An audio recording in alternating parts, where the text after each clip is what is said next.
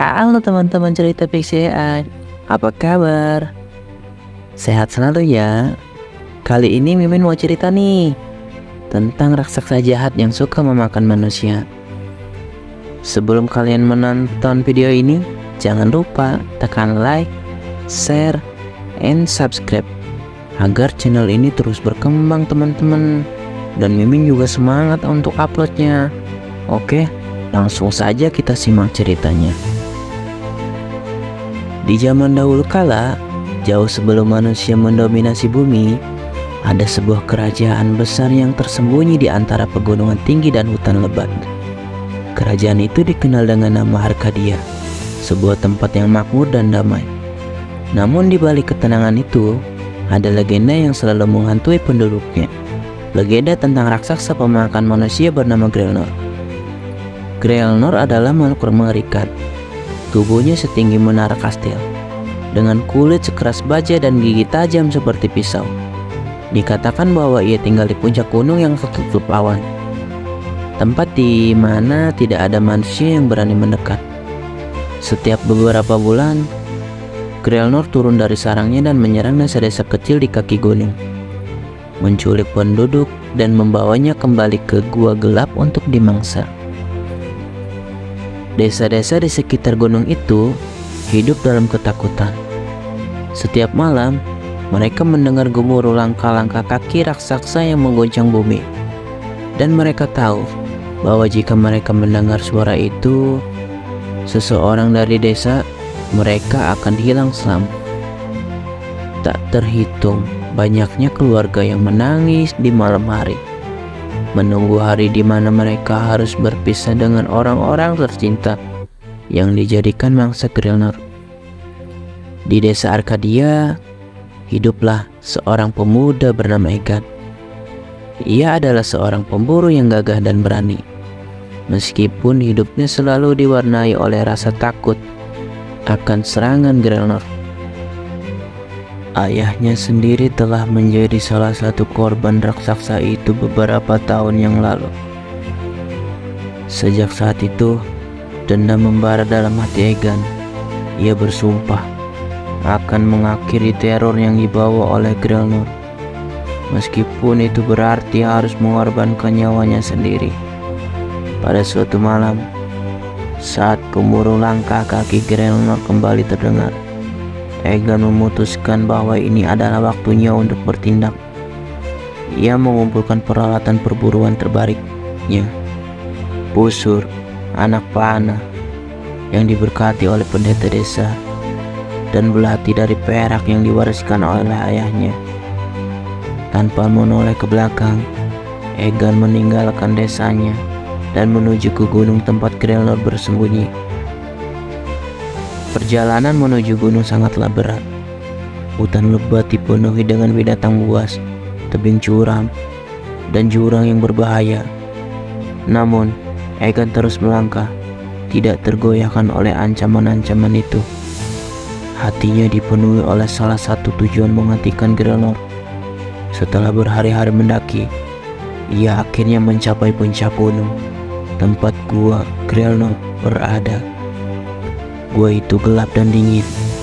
Udara di dalamnya dipenuhi bau busuk yang berasal dari bangkai-bangkai manusia yang telah menjadi korban raksasa.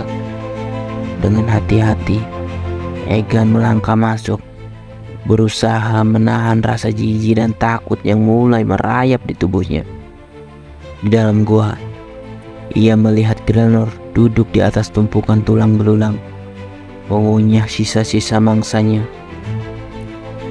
Raksasa itu begitu besar, jauh lebih besar dari yang dibayangkan Egan. Namun, ketakutan tidak lagi menjadi penghalang. Dengan busur di tangannya, Egan menyiapkan anak panah yang telah diberkati.